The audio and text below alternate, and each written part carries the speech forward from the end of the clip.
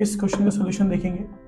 Question में मैंने आपको बता दिया है, दोबारा से एक बार रिपीट कर देता हूँ कि जो सड़क बोली गई है, ए और बी का डिस्टेंस जो बोला गया है वो है 80 सेंटीमीटर, है ना। स्ट्रीट का जो डिस्टेंस है वो 80 सेंटीमीटर दिया हुआ है आपको, और इससे एंगल ऑफ एलिवेशन 30 है, यहाँ का 60 है। जबकि बोला गया जो पोल्स हैं वो क्या है बेटा, इक्वल हाइट के हैं, बिल्कुल सेम हाइट है दोनों का, ना।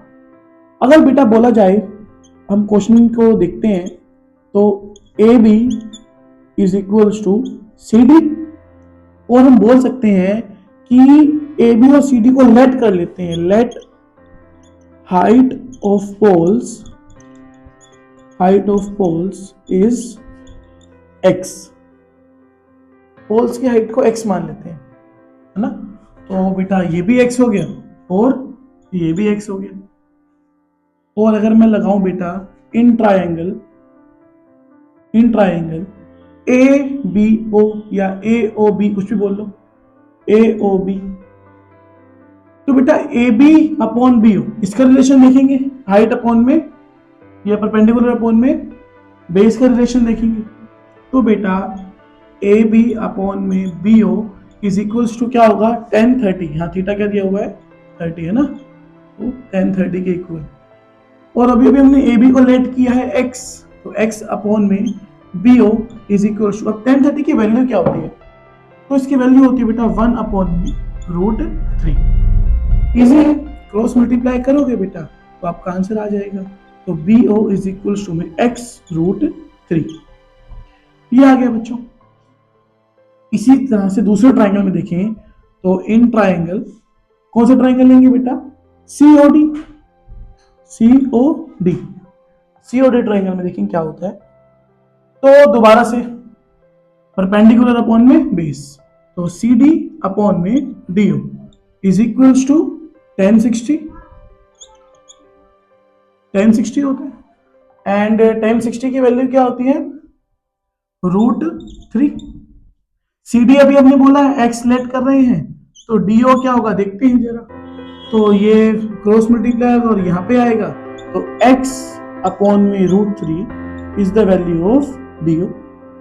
तो बेटा हमने डी ओ की वैल्यू भी निकाल ली और बी ओ की वैल्यू भी निकाल ली।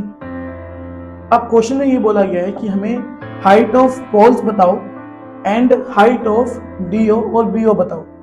अभी निकल चुका है लेकिन इसको सॉल्व करना पड़ेगा आगे, थोड़ा सा देखिए जरा। अगर मैं आपको बोलूं कि B O plus D O 80 के इक्वल है, 80 मीटर्स के इक्वल है, तो क्या आप लोग बोलेंगे ये ठीक है ना। हमें दिया हुआ है कि बी ओ और डी ओ जो पूरा बीडी बनाता है ये 80 सेंटीमीटर है, तो ये 80 के इक्वल है ना बच्चों। अभी ध्यान दीजिए, इसको हम लोग ऐड करते हैं तो x√3 plus x upon √3 is equals to क्या हो रहा है बेटा, यहाँ पे 80 हो रहा है, 80 मीटर्स, है ना। यहाँ पे एलसीएम लेंगे बच्चों, तो यहाँ का एलसीएम आ जाएगा √3। इसको इक्वल करने के लिए, बेस को इक्वल करने के लिए √3 से मल्टीप्लाई करेंगे, तो यहाँ पे भी करना पड़ेगा। तो यहाँ पे आ गया 3x, यहाँ पे सेम है तो यहाँ पे आ गया x, यहाँ आ गया 80, है ना बच्चों।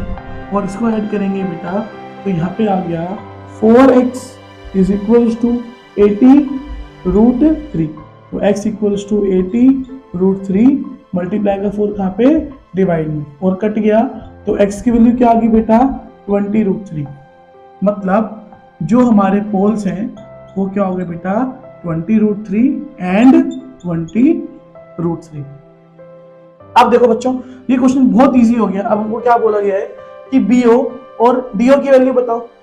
तो अभी मैंने प्रूव किया कि बीओ क्या है, x√3 है, मतलब x की वैल्यू पुट करेंगे तो 20√3 इंटू में √3 क्या हुआ, मल्टीप्लाई हुआ, तो 20 इंटू में 3 आया, तो कितना आ गया बेटा 60। तो बोला जाए तो ये 60 सेंटीमीटर।